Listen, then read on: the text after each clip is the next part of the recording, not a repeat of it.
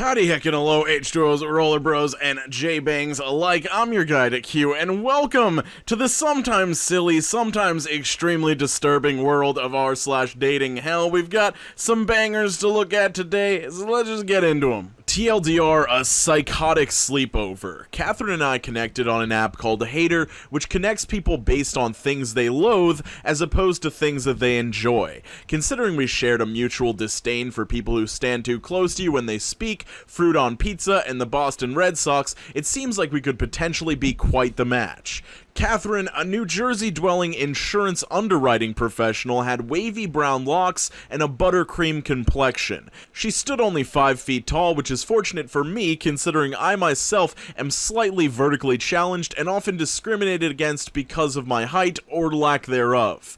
Catherine lived roughly 1.5 hours outside the city, but insisted she come to me as she found the little town in which she resided to be quite provincial and much preferred a more exciting nightlife.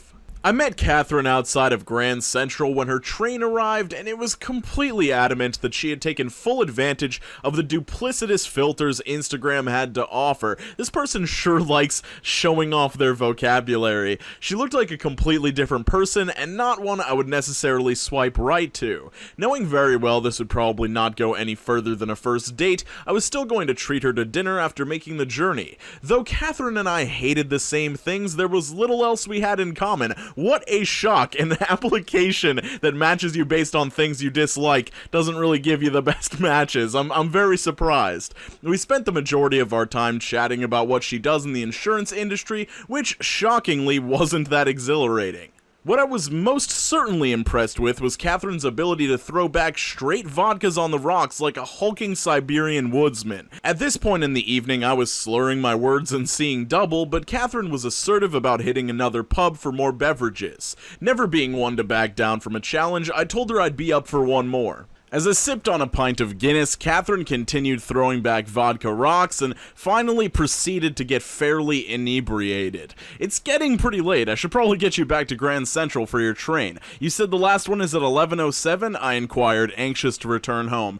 I think I screwed up. The last one was actually at 9:55. I opened my New Jersey Transit app to try and find an alternative destination that would get her close in proximity to her house, but she wasn't interested. I'll just crash with you tonight, she said. Great, just great. On the walk home, Catherine began to get increasingly handsy with me, though I had zero desire to engage in any sort of intimacy with her whatsoever. Catherine staggered over to the couch and straddled me while sloppily attempting to devour my face. I gently pushed her off of me and encouraged her into my bedroom to get some much-needed sleep. And that's when it happened. Catherine completely lost it. What is wrong with me? Why don't you want me? How much weight must I lose for you to be interested in me? She was full-on psycho. Catherine threw herself on my bed and proceeded to cry uncontrollably for roughly 45 minutes. I laid on the couch and listened to her weeping until I was so delirious I could no longer keep my eyelids open. Once more, Catherine emerged from my bedroom and tried to lay on top of me. I laid there pretending to be asleep for several minutes until she passed out in the nook of my arm. When she was surely incapacitated, I snuck off of the couch and into the solace of my room and locked the door behind me.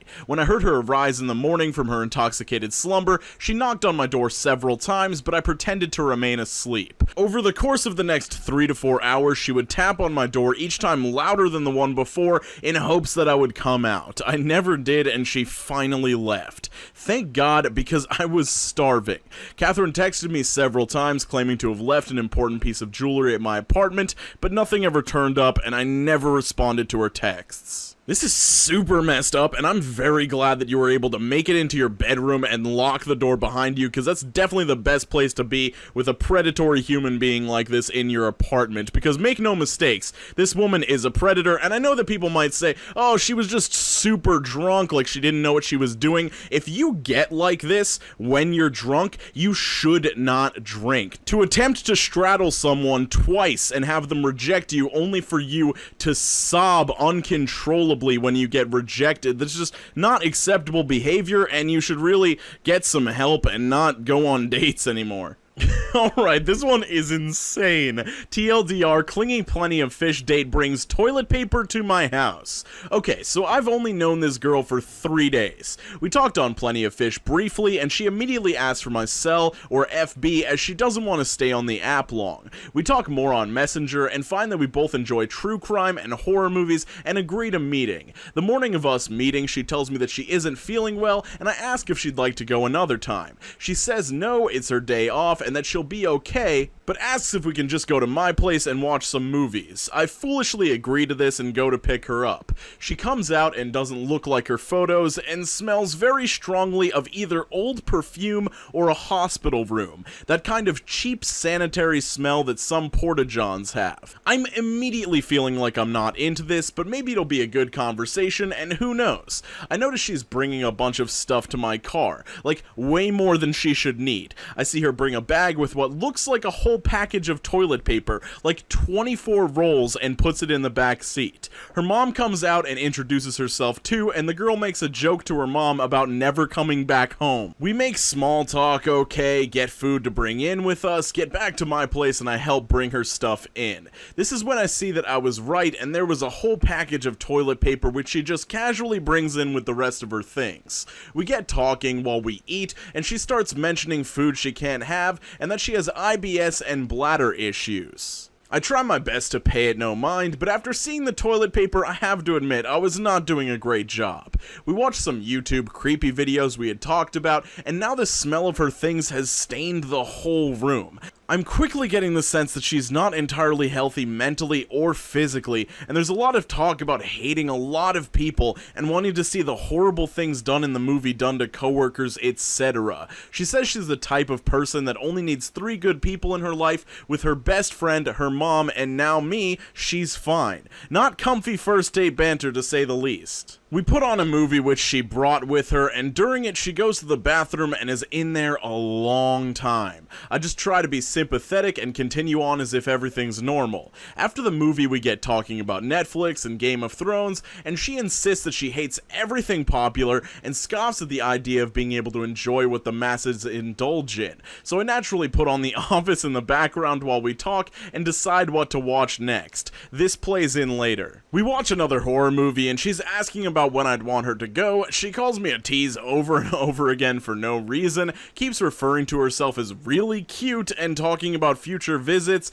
trips we should go on one day, seriously, meeting my family, and then she gets violently ill. She spends the next hour in the bathroom throwing up. I ask if she's alright, and she assures me it's okay and rambles about having all the medication she needs with her in case anything happened. She finally comes out and we start the movie back up, and I'm completely at a loss as to what to do. She apologizes for being bad company, and I reassure her that it's okay. She has a strange way of talking that seems almost put on or intentionally slow. She's a big fan of a lot of classic movies and older English rock music, and she seems to put on a fake English accent at times. It starts getting late, and I make mention of having the drive ahead of us as she lives about 30 minutes away, but she's not picking up on any of these cues. I start getting the sense that she's not really in a hurry to leave, and mention that I have plans with friends of mine the next day. To this she says, "Oh, I'm not sure how I'd get along with other people here. Maybe after this next movie we'll get going." It's finally time to load her and all of her toilet paper back into my vehicle and hit the road. I get her home with her asking me if I had a good time and saying next time hopefully she's feeling better the whole way. I feel sorry for her, but I'm happy it's over.